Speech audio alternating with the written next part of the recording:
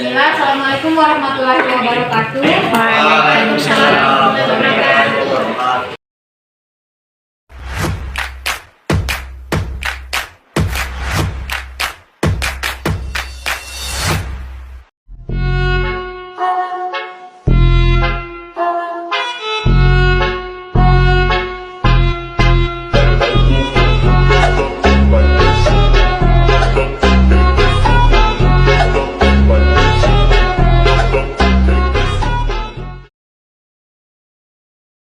Sebelum melakukan presentasi, izinkan saya terlebih dahulu untuk memperkenalkan nama kelompok kami masing-masing.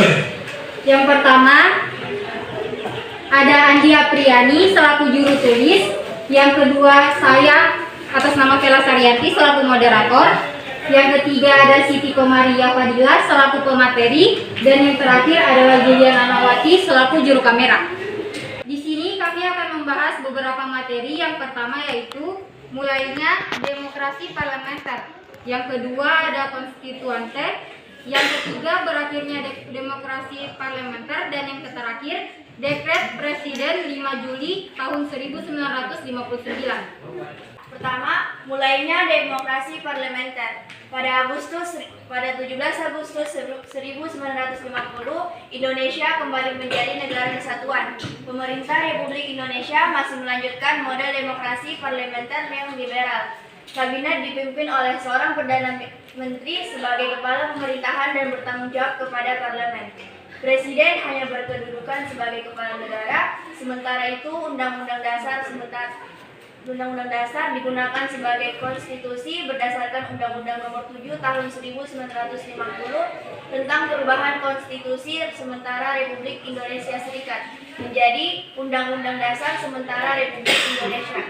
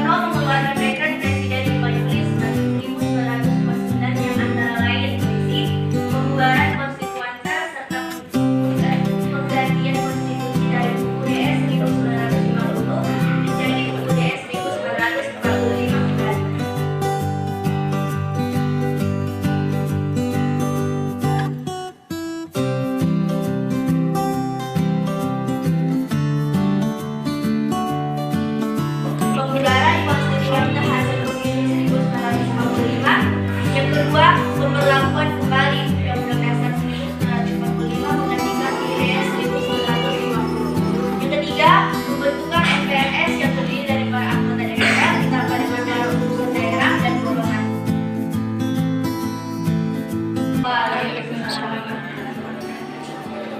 Saya perwakilan dari kelompok 3 atas nama Suci Ramadhani.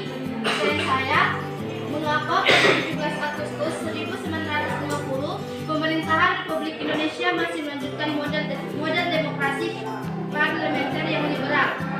Pertanyaan yang kedua, apa yang menyebabkan konstituante gagal membentuk konstitusi baru sampai berlarut-larut? Sekian dan terima kasih.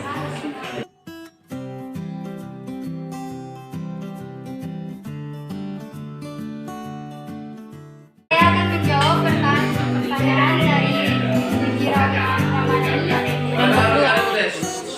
Selaku perwakilan dari kelompok 2. Pertanyaan yang pertama yaitu mengapa pada 17 Agustus 1950 pemerintahan Republik Indonesia masih melanjutkan model demokrasi parlementer yang liberal.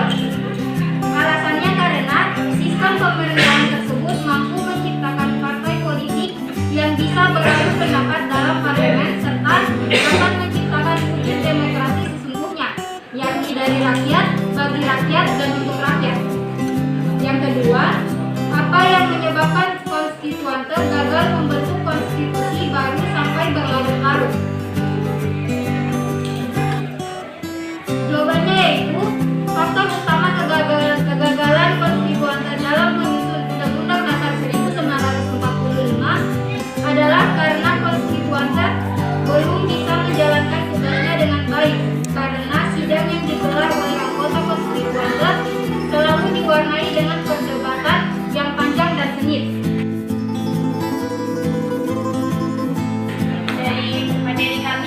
dapat menyimpulkan bahwa yang pertama, sistem pemerintahan dalam bidang politik yang diambil pada kasus demokrasi parlementer atau yang dikenal juga dengan sebutan demokrasi liberal adalah sistem kabinet parlementer. Sistem pemerintahan tersebut berlandaskan pada Undang-Undang Dasar 1945 tahun. Sistem pemerintahan ini menetapkan bahwa kabinet atau para menteri bertanggung jawab kepada parlemen. Sistem kabinet parlementer juga menerapkan pemungutan suara tertulis yang digunakan dalam pemilihan umum atau pemilu, mosi dan demonstrasi sebagai bentuk rakyat dalam mengekspresikan hak untuk ikut serta dalam berpolitik. Selain itu, adanya sistem multipartai pada masa ini menyebabkan terciptanya golongan mayoritas dan minoritas dalam masyarakat, serta adanya sikap kepentingan golongan partai politik masing-masing daripada kepentingan bersama. Demikianlah presentasi dari kelompok kami. Lebih dan kurangnya mohon dimaafkan. Saya akhiri dengan ucapan wabillahi taufiq wal hidayah. Wassalamualaikum warahmatullahi wabarakatuh.